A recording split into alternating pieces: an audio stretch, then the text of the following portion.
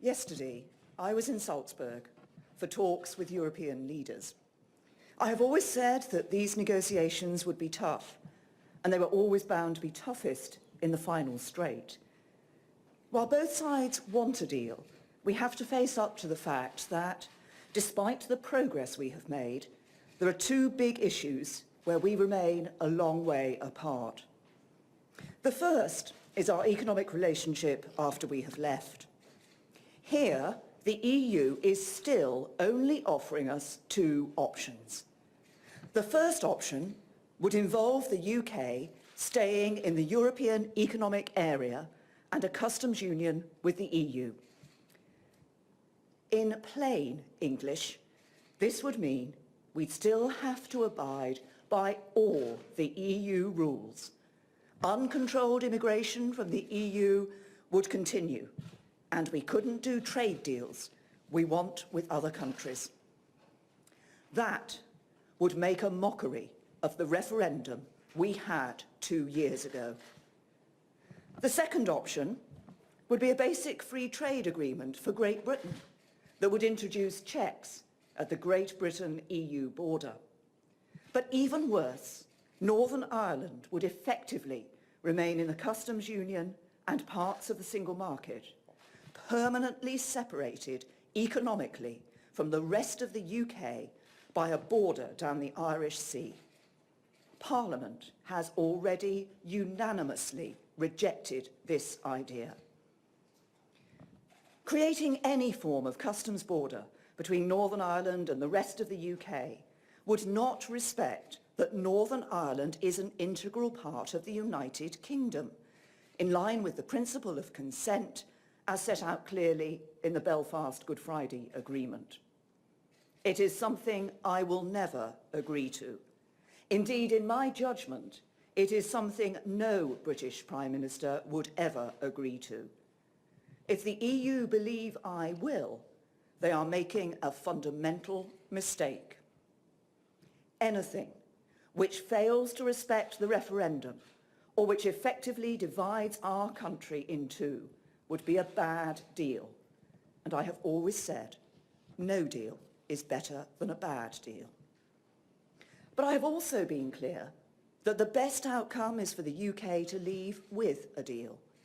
That is why, following months of intensive work and detailed discussions, we proposed a third option for our future economic relationship based on the frictionless trade in goods.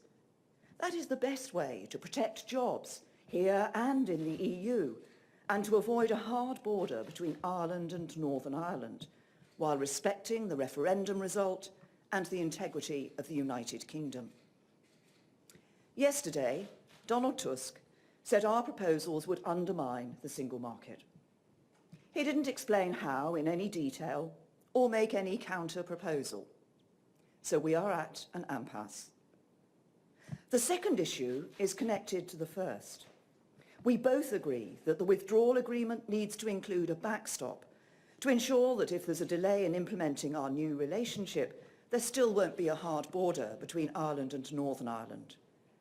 But the EU is proposing to achieve this by effectively keeping Northern Ireland in the customs union. As I have already said, that is unacceptable. We will never agree to it. It would mean breaking up our country. We will set out our alternative that preserves the integrity of the UK, and it will be in line with the commitments we made back in December, including the commitment that no new regulatory barriers should be created between Northern Ireland and the rest of the UK unless the Northern Ireland Executive and Assembly agree. As I told EU leaders, neither side should demand the unacceptable of the other. We cannot accept anything that threatens the integrity of our union, just as they cannot accept anything that threatens the integrity of theirs. We cannot accept anything that does not respect the result of the referendum, just as they cannot accept anything that is not in the interests of their citizens. Throughout this process, I have treated the EU with nothing but respect. The UK expects the same.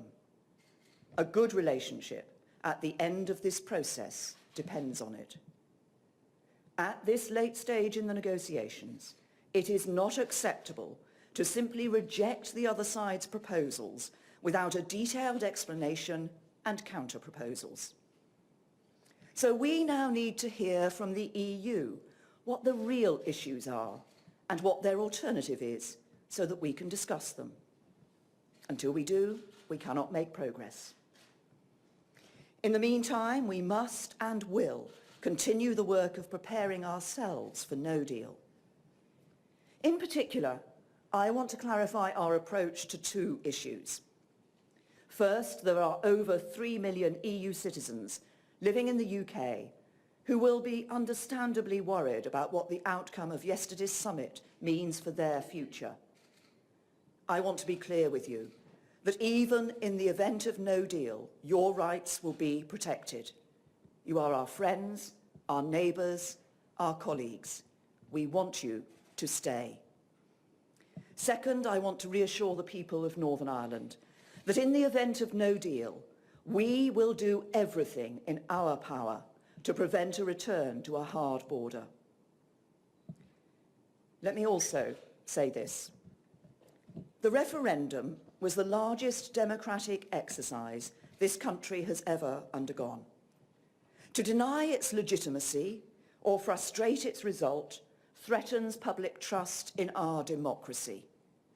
That is why, for over 2 years, I have worked day and night to deliver a deal that sees the UK leave the EU. I have worked to bring people with me, even when that has not always seemed possible. No one wants a good deal more than me, but the EU should be clear. I will not overturn the result of the referendum, nor will I break up my country.